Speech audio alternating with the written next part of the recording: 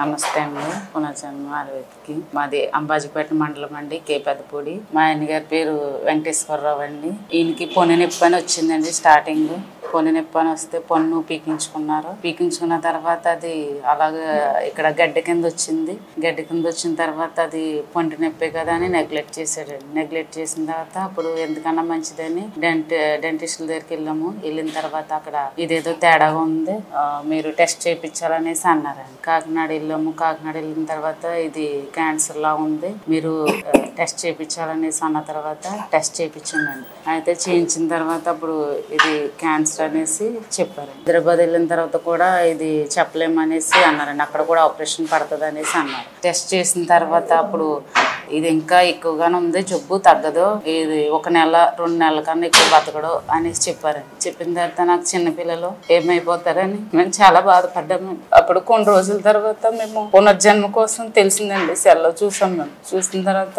మా వదిన గారు చెప్పారండి. కీమోలు పెడుతుండగానే ఇక్కడ తీసుకొచ్చామండి. ఇచ్చిన తర్వాత అప్పుడు మేము 3 నెలలు వచ్చామండి. 3 నెలలకి మళ్ళీ ఎంఆర్ఐ చేయించమన్నారండి. చేయించిన తర్వాత అప్పుడు ఆ ఎంఆర్ఐ అసలు ఏమీ లేదని వచ్చింది. పునర్జన్మ లేకపోతే మా తమ్ముడికి జీవితమే లేకపోనండి. ఈ పునర్జన్మకు వచ్చాక మా తమ్ముడికి చాలా బాగా తగ్గిందండి. దయచేసి ఎవరైనా ఇలాంటి వ్యాధితో బాధపడుతుంటే తప్పనిసరిగా పునర్జన్మకి వెళ్తే మరలా మీకు కొత్త జీవితాన్ని ఆ పునర్జన్మ ద్వారా పొందుకుంటారని మేము చెప్తున్నామండి.